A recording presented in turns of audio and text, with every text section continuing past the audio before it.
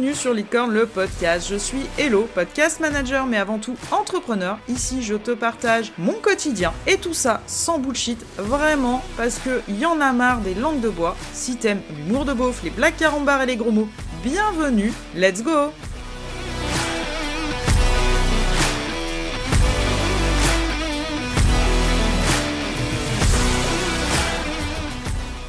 Et bienvenue dans ce tout nouvel épisode où je vais te parler un petit peu de ce concept de podcast comme carte de visite pour ton business, pour toi, ton activité. Et du coup, on va un petit peu parler de tout ce qui est podcast de marque, des notions de personal branding et tout ça. Mais avant de te parler un peu plus en avant de ce sujet, je vais faire une petite aparté. Jusqu'au 13 décembre, tu peux t'inscrire au challenge Christmas Podcast. C'est un challenge qui se déroulera sur 3 jours, du 16 au 18 décembre. Je te fais une petite confidence, je déteste les fêtes de fin d'année. Voilà, depuis gamine, pour tout un tas de raisons qui me sont propres. Et cette année, j'ai décidé de botter le cul à ce truc-là, de lancer un challenge qui est complètement offert, pour que toi aussi tu viennes t'amuser, que tu kiffes Noël ou que tu détestes ça, tu as le droit. Et il y a toute une histoire. Ok, il faut que tu sauves Noël. Et pour sauver Noël, il faut apprendre à emballer des cadeaux, comme les lutins du Père Noël. Et ce cadeau que tu emballes, en fait, c'est ton podcast. Créer un podcast, on va poser des bases. J'en ai déjà parlé dans les épisodes précédents, poser des bases, et c'est comme emballer un cadeau. Déjà, ton cadeau, quoi tu veux le faire, à qui tu vas le faire, et comment tu vas l'emballer. Et c'est ce qu'on va apprendre dans ce challenge. Tu retrouveras le lien juste en dessous dans la description. Il y a toute une histoire, je ne t'en dis pas plus, je te laisse aller regarder. Fin de cette parenthèse et on va attaquer sur le podcast comme carte de visite sonore et en tout cas quelque chose qui va s'intégrer parfaitement pour 2025 dans ta stratégie de communication et dans ton personal branding. Pourquoi je te parle de ça ? Au mois d'octobre, il y a eu le Paris Podcast Festival qui a livré certains chiffres plus qu'intéressant en fait sur le podcast, et notamment qu'aujourd'hui on est toujours sur un Français sur 2 écoute du podcast, plus de 60% préfèrent les podcasts dits natifs, donc comme le mien, par exemple celui que tu es en train d'écouter, donc des podcasts faits par des personnes, je vais pas dire lambda, mais en tout cas qui partagent soit leur quotidien, soit de l'information, soit des techniques, que ce soit du marketing ou autre, et plus de 60% des auditeurs également préfèrent les pubs lues par l'hôte d'un podcast dit natif que des pubs vues sur internet ou autre. D'ailleurs, pour rappel, l'année dernière, ils avaient livré un autre chiffre qui est que plus de 70% des auditeurs d'un podcast qui entendent une pub sur un produit dont va parler le podcasteur sont prêts à acheter et que ça convertit largement plus que par exemple Google Ads qui est aux alentours de 40%. Quand même un truc de fou. Là, c'est très tourné business, très tourné vente, on est bien d'accord, mais honnêtement, aujourd'hui, je pense que tu as vu il y a beaucoup de podcasts qui se lancent. Alors, on est sur plutôt une tendance de podcast vidéo. Je ferai un épisode là-dessus spécifiquement, mais pour moi, c'est un petit peu une hérésie. Je t'expliquerai dans cet épisode-là pourquoi. Je vais t'en parler un petit peu là, mais pourquoi ? Parce que le podcast, en fait, quand je te dis c'est une carte de visite sonore, j'en ai parlé dans d'autres épisodes, ça reste indexé, il y a du SEO, il y a tout un tas de choses, et tu vas largement, mais vraiment largement plus connecté avec ton audience, pouvoir développer tes sujets, c'est limite intimiste.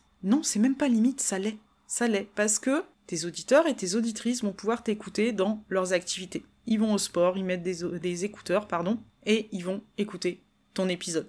Ils vont faire une balade, ils écoutent ton épisode. On fait le ménage. Moi, quand je fais le ménage chez moi, je mets mes écouteurs et j'écoute les épisodes d'autres podcasteurs sur des sujets que j'aime bien. Ça peut être du sujet purement business ou autre. Je peux te conseiller les sujets...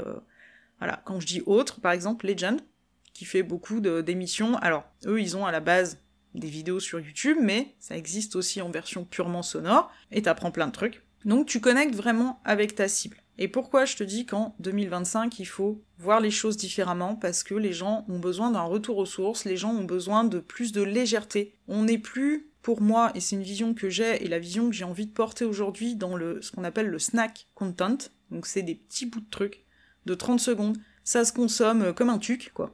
Et on assiste à l'émergence, en fait, un petit peu du contenu qu'on dit qualitatif à haute valeur ajoutée, et pour moi, le podcast, il est là-dedans. Et il faut que tu le vois comme une stratégie de ton business pour attirer des gens, fidéliser, Et comme ça, les gens, quand ils viennent te trouver, ils savent comment t'es, en fait. Y a pas de surprise. Parce qu'en général, dans tes épisodes sur ta chaîne, c'est comme les youtubeurs et ainsi de suite, moi je te parle comme je parle au quotidien, et d'ailleurs, les personnes que j'accompagne aujourd'hui m'ont écouté en podcast. Il y en a qui me connaissaient depuis les réseaux, d'autres qui m'ont écouté en podcast et qui m'ont dit « tu m'as transmis certaines valeurs qui collent avec les miennes, je t'ai découverte sur le podcast, j'aime ce que tu fais, j'aime ta façon de penser, et en fait, les gens discutent avec toi. Tu t'en rends pas compte, et moi je m'en rendais pas compte, que je discutais en fait indirectement avec ces personnes, et ça a connecté au fil des épisodes, et du coup, j'ai une des personnes avec laquelle je peux travailler aujourd'hui qui m'a découverte comme ça. Et ça, c'est cool.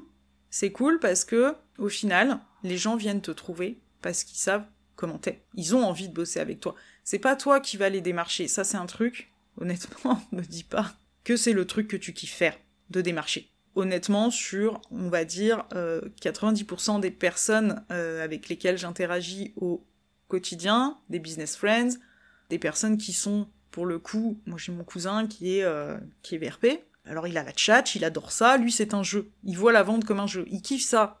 Moi je lui ai dit, pour moi c'est un enfer. Donc c'est toujours drôle, parce que lui il a l'ancienne, forcément il va sur place, il prend des rendez-vous, pour le coup, en ligne, il comprend pas trop comment on fait. Et en fait, si tu veux, le podcast, moi aujourd'hui je le vois comme ça, c'est une conversation que j'ai avec toi, là, dans tes oreilles, que j'ai avec toi, je te parle d'un sujet, j'emploie le ton, en fait, que j'ai envie, la façon dont je suis au quotidien, comme je te dis, donc je te tutoie, il y a des gros mots, il y a des blagues, et ça fait partie pour moi de ma stratégie, au final, de mon personal branding, parce que dans le personal branding, c'est pas juste afficher ta tronche sur les réseaux, c'est pas juste travailler sur ce sujet-là, ça fait partie, il y a ton wording, ce qu'on appelle le wording, alors c'est un peu des mots en francisé, anglisé, je ne sais pas comment on dit, le ton que tu emploies, voilà, si tu mets tu ou si tu mets vous, les raccourcis que tu fais, moi par exemple dans mes posts, je fais, donc je mets J apostrophe fait, ce genre de choses font partie de ton personal branding. Mon podcast, parce que c'est vraiment pour moi une vraie valeur ajoutée, et aujourd'hui dans ma com, j'en parle partout, c'est une passion, c'est une valeur ajoutée, c'est un canal qui pour moi m'a permis en fait de t'apporter du contenu bien plus long que juste foutre ma tronche. T'iras voir mes réseaux si jamais tu me découvres aujourd'hui, t'iras voir mes réels un peu drôles et tout, parce que j'aime rigoler. Pour moi, c'est plus facile d'apprendre les choses en s'amusant. On les retient beaucoup mieux que par la torture et la force, et d'apprendre par cœur des trucs.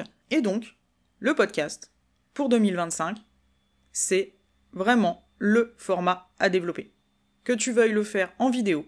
Alors, tu vois, par exemple, je te donne un exemple tout bête, un youtubeur que je suis, il a une chaîne qui s'appelle Stratégie Vidéo, donc à la base il parle de montage vidéo, tout ça, et lui a décidé de se lancer aussi dans le podcast. Et il a fait les choses très intelligemment, et d'ailleurs il en a fait un épisode qui ramène pas mal de chiffres. Il a expliqué qu'en gros, certaines vidéos, donc lui il s'est pas pris la tête, il m'a dit le contenu je l'avais déjà, j'ai récupéré la piste sonore de mes vidéos, j'ai demandé, alors il travaille avec une équipe bien sûr, mais j'ai demandé à mes monteurs d'enlever tous les call to action, donc les incitations du style clique sur le pouce bleu, abonne-toi, voilà, ce genre de trucs qui sont spécifiques à YouTube, il a fait couper tout ça et il les a mis sur Spotify. Il a recyclé son contenu. Et il a vu des trucs de fou, il explique justement dans cet épisode que certaines vidéos qui ont absolument, mais pour lui, pas marché, il a eu des vues, parce qu'il a quand même beaucoup de vues sur sa chaîne, il a eu des vues, mais bon, c'est pas des vidéos qui ont vraiment bien tourné, et pour le coup, en version sonore, ça a vachement bien marché. Donc si toi aujourd'hui tu as déjà des vidéos sur YouTube, c'est possible, tu peux les recycler, ça va te demander un petit peu de boulot, on est bien d'accord, mais lui il a intégré aujourd'hui le podcast dans sa stratégie. Il y a d'autres personnes, on prend l'exemple de Caroline Mignot qui parle de marketing. Elle explique dans un de ses épisodes, alors je ne pourrais pas trop donner la référence, mais elle explique dans un de ses épisodes qu'elle s'est lancée dans le podcast au début, elle savait pas trop si ça allait marcher ou pas.